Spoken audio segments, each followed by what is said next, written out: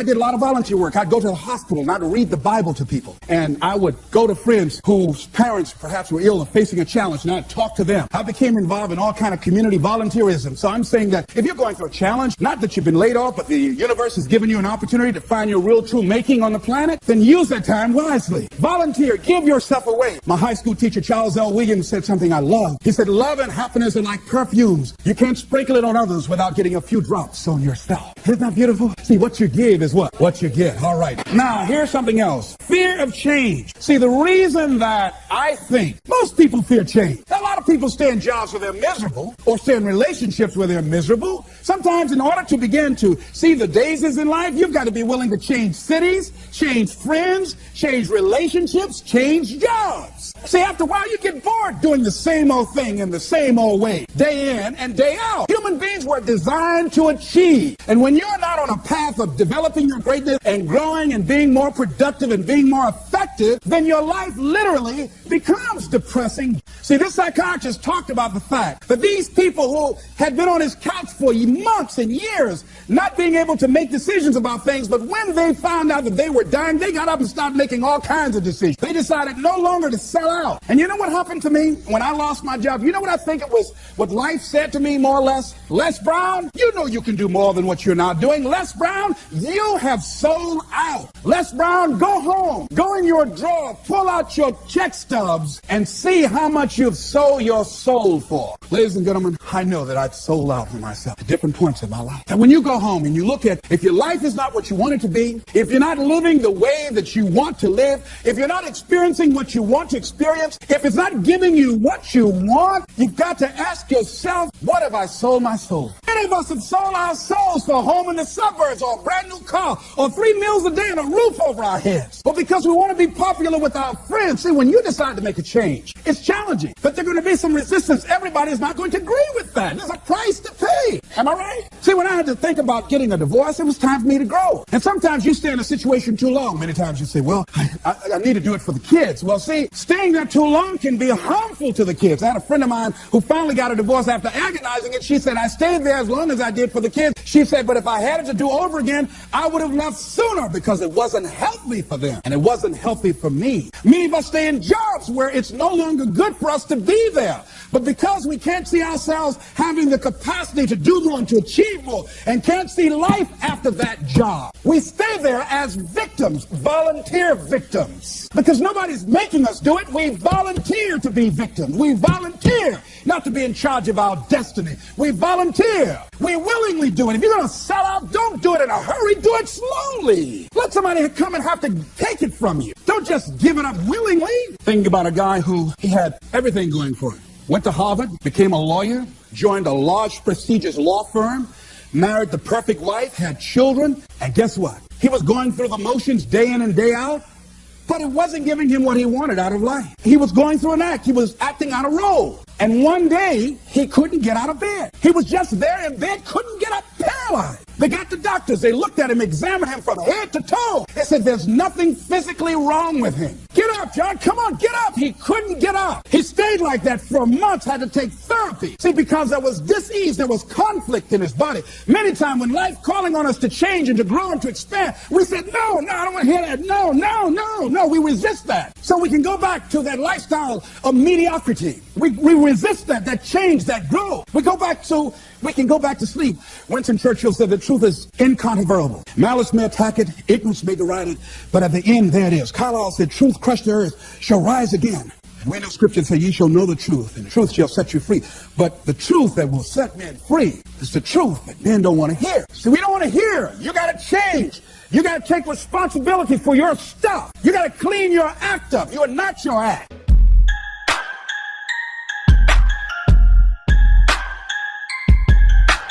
You start looking at giving your best at all times, that's not easy. But when you are committing yourself to doing something, those are the standards that you set for yourself because that's who you are.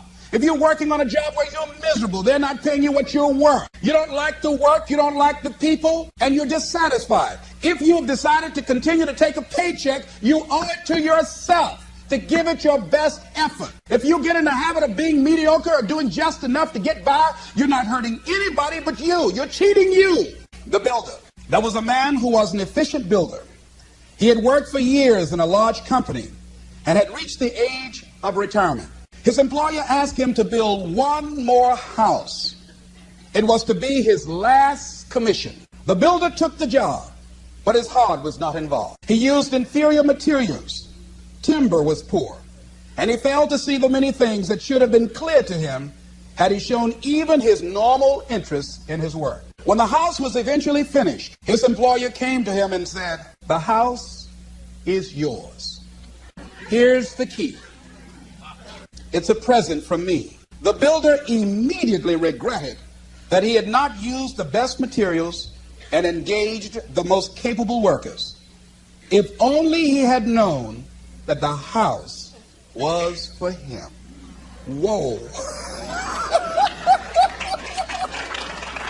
If he had made a commitment with his life, with his craft, that I'm going to give my best at all times, even if this is my last job, I'm going to give it my best shot because that expresses who I am, he would have been more appreciative of that gift. Would you imagine that? I think that makes a very good point.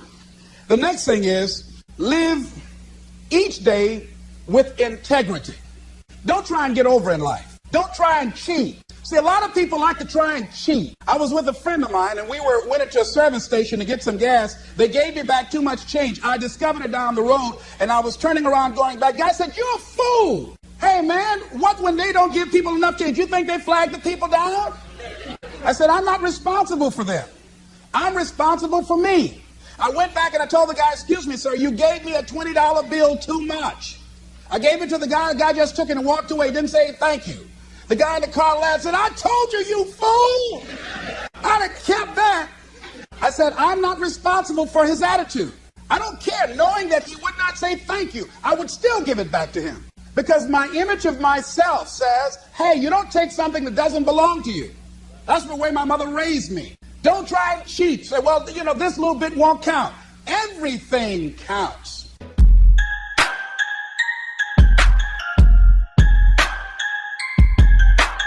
See, a lot of people, because they don't want to make any mistakes, it takes us to the next level. A lot of people don't want to fail. Fear of failure, fear of success, and guess what else? Fear of the unknown.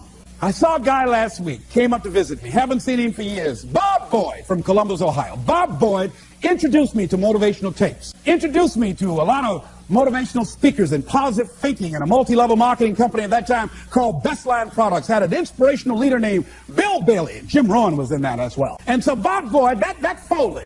But here's what about Bob Boyd. Well, I was interested in seeing Bob last week that drove up from Columbus. Bob Boyd, that I know has been involved, personally I know, and I've been involved in business deals with him. Bob has had at least 30 failures that I know. 30 business failures since I've known him since 1972. Incredible. So I wanted to hear this deal that Bob was bringing me. Les, I've got to talk to you. So he came in the traditional Bob Boyd fashion. "Hello, Les, how you doing?" I said, "Fine, Bob." I wanted to know if Bob had lost in his fire, steam, had life beaten his dream out of him. Bob said, "Les Brown, I've got a deal. You get exposure to a lot of people. Man, I've got a deal." I'm thinking, does he want me to join Amway? What is this? Man, I've got something going. Man, this thing, man, Les, it's a money machine. I said, "Tell me about it, Bob." But here's what was going on in my mind. Bob didn't mention anything about all the losses, deals we'd lost some money on. It never came up in conversation. It was like, this is the first deal he ever brought me. I said, "What courage?" You know what Winston Churchill said? You know what Winston Churchill said about courage, Pat? He said, courage is the ability to go from failure to failure without losing enthusiasm. So you want to courageously hold on to your dream and not lose enthusiasm. See, Bob does not internalize failure. Things just didn't work out the way he wanted them to work out. He's still looking for his pot of gold at the end of the rainbow. And he was so fired up, traditional Bob Boyd fan. He took his coat off. Les, let me tell you something, man. You've got to see this deal. With the things you're doing, you're now on PBS. Les, you'll make a fortune. Man, I just can't wait to tell you about it. I said, "Tell me, Bob, tell me." When it got to talking, I said, "Bob, I want to be a part of it." He said, "Now explain to me what I just told you." I said, "I don't know what it is, but I want to do it. I want to do it." I didn't even know. See, you get fired up about something, people will come to see you burn. So I like the fact that Bob has not lost his fire. Bob is still hungry. Bob still sees his dream. Bob is still searching for a way to make it happen. He doesn't care about people talking about it. Man, he's never kept a job. Guys had 15 or 20 different jobs, all these business deals. Bob has turned a deaf ear to that. A guy in Los Angeles, all over the front page of the newspaper, he just passed the bar after taking it 48 times. He had more than enough reason and excuses not to take it. His son has a law firm. He could have been a legal assistant, a clerk. And people all of a sudden used to laugh at this guy. He was a laughing stock. Are you taking the bar lately? People will do that too. You know, people talk about John Kennedy Jr. failing the bar. Did you read the newspaper that he passed? I didn't see that, but did they make a bigger deal about him passing as they did when he failed? No, you know why? People like to see you fail. They like to see that. People are like that. I don't know why it's set up like that. I was on the expressway, traffic was jammed up. You know what was happening? It was an accident. But people pull over to the side to get out of their car to go look, to see if somebody else is suffering. That's why talk shows are so popular. So people like to hear other people's misery, get it caught up in there. Then they go magnify it in their own lives because that's all they focus on. I bet not catch you going to any accidents, yeah? Bob Boy went to conquer his volcano like that gentleman who decided it doesn't matter how many times I fail. I'm going to courageously pursue it. I don't care what people say. I don't care what they think. This is something that I want that gives my life meaning and value. You've got a volcano like that in you somewhere.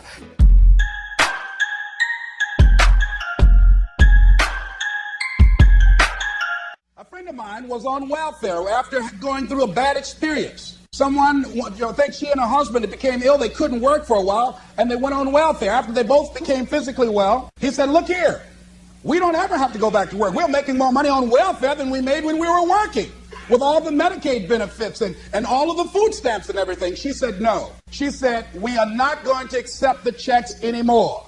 He said, I'm not going to work. Now, you can go to work if you want to. She went down to the welfare department and said, don't send any more checks to my house. Lady said, excuse me? She said, now, I've been working here 25 years. No one has ever come in here and said, don't send any more checks here. Are you sure you're all right? Yes, I am.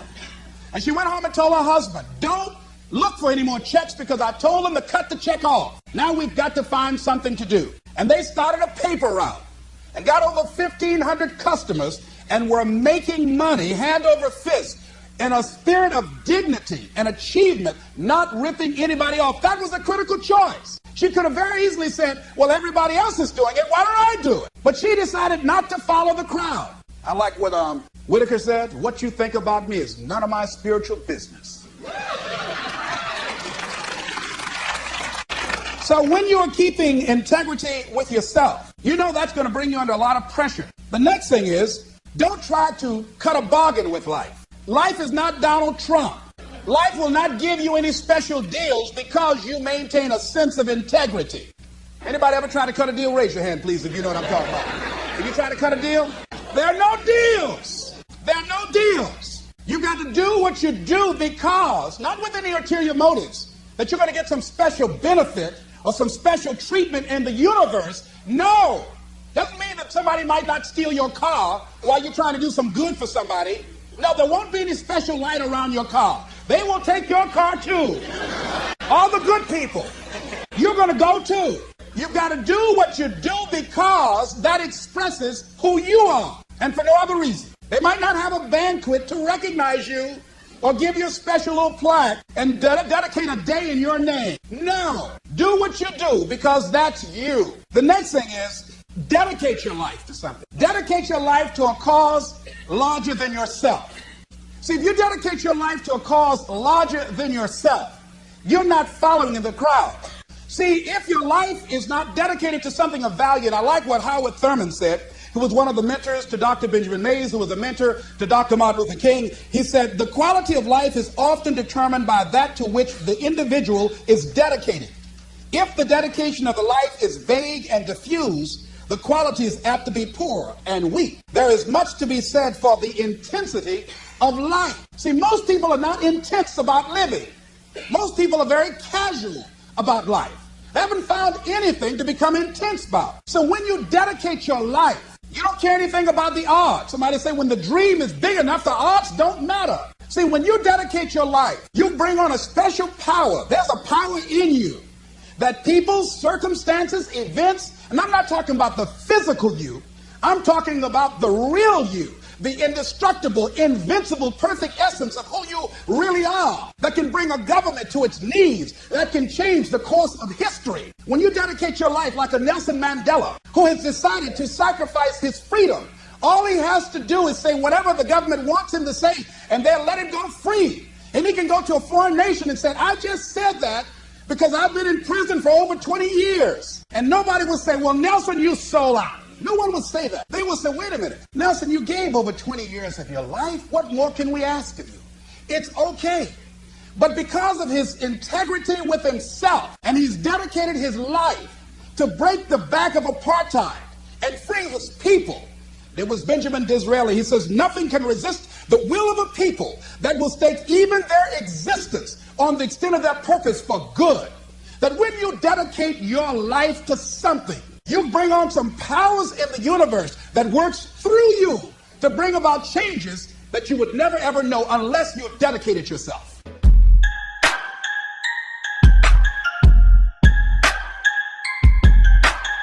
So here's what I think that we can begin to do to live our dreams, to begin to let life take on some new meaning for us, some new power and some new value, is to begin to look for the daisies in your life right now where you are. Regardless of what's happening to you, regardless of what's going on with you, begin to look for some beauty in it. Begin to look for some lessons that you can learn from where you are and what you're going through. Think about that. Now, see, I think that when you decide to take a leap and you handle the challenges that you're facing, read something about fear. That's one of the things that keeps us from beginning to live life. Here's what happened. This guy John Rogers wrote that. He said, when people take the courage to journey into the center of their fear, they find nothing. It is only many layers of fear being afraid of itself. And Eleanor Roosevelt said, you gain strength, courage, and confidence by every experience in which you really stop to look fear in the face. You're able to say to yourself, I've lived through this horror. I can take the next thing that comes along. You must do the thing you cannot do. It is the thing that we cannot do. And because it is that, we must do that. Once fear is acted upon, the death of fear is certain. Let me ask you some questions here. If you had 6 months to live, what would you do differently with your life? What would you do differently? Would you have the same job? Would you be worried about things that you're worried about right now? Would you have the same relationships? Would you have the same people in your life? I was sitting on the House of the Ohio legislative floor. I'd just been elected for the 3rd time as the chairman of the Human Resource Committee, powerful, prestigious position, and I was reading a book on how to manage your time in your life, and it talked about what are your long-range goals 2 to 3 years from now, what are your short-range goals, 6 months goals, and then it said, if you have 3 months to live, what would you spend your time doing? So I wrote down I would spend my time, one thing, I would resign from the legislature, I would go and back to Miami, and I would buy my mother a home, something I'd promised myself that I was going to do, and I'd continue to procrastinate and put all kind of reasons why I couldn't do it, and I wanted to make sure that she was financially secure, my children would be financially secure, and I would do lectures, and I would go around talking to people and working with kids. That's what I said I would do. Then it turned to the next page and it said, for all you know, you don't have 3 months to live. You might die today. So whatever you wrote on the last page, you want to spend as much of your time doing that today. And all of us have had some experiences where you went to a job and you were excited about that job. Boy, it had so much promise, and then you got there, so much you wanted to do. You thought it was an opportunity for upward mobility and growth and development and expansion. And all of a sudden, after you got there, you found out it was nothing but a glorified cubbyhole, all grave with no dirt on. So it became very depressing going to work. And so that's what happened to this guy, Joe. And a lot of us have done that before. I used to get my headache start throbbing on Sunday afternoon after the Sunday afternoon football game or basketball game. I just hated to go to work. Some days I just drive by just for nothing, just drive on by. I came back, though. I came back. Because I had bills. I came back, Many of us stay in relationships like that. I have friends talking to. She said she was so miserable in her marriage that one day she went home. I said, when did you get your divorce now? She said, I went home, put the key in the door, and she said, I couldn't go in. She said, I was so depressed, had so much pain in my body. She said, I couldn't just walk in. She said, I dropped to my knees. She said, I had to crawl in. I had to crawl in the house because I just couldn't. She said, I knew then I had to get a divorce.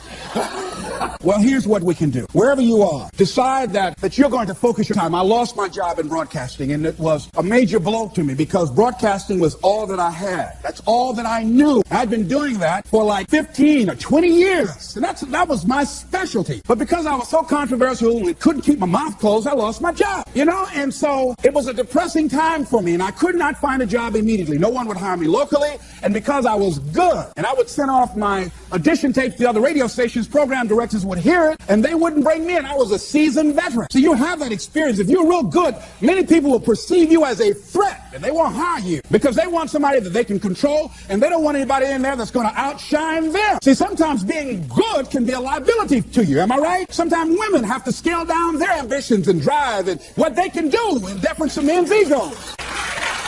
So what I did was, in the meantime, in the between time, I started focusing on my flowers. I got into flowers. See, they say when I was a kid that an idle mind is a devil's workshop. That's true. See, if you don't have anything on your mind, your mind can play all kinds of tricks on you, See, when I wasn't busy, sometimes I wanted to call Bert Childs. I said, Bert, can I get my job back? My mind would say, well, if all you had to do is just keep your mouth shut, now you unemployed. Running your mouth. Why didn't you just shut up? They told you to shut up. Man told you you're going to get fired. No, you had to keep on talking. Oh, ego. Now you're unemployed. Won't nobody hire you because your mouth too big. Stop beating myself up. Why didn't I shut up? Boy, you're right. Before, you ever talk to yourself? Raise your hand. You know what I'm talking about? You ever talk to yourself? So I just kept busy. I started working on flowers. I got it really into flowers. I knew my flowers had names for my flowers. Grow real good. I talked to them. Hello, how are you today? Oh, you're beautiful. I want you to rise. People would bring their flowers over to me that were dying and wilting. I would speak to them and say, rise, those flowers. Straighten up like that. That was phenomenal, all right?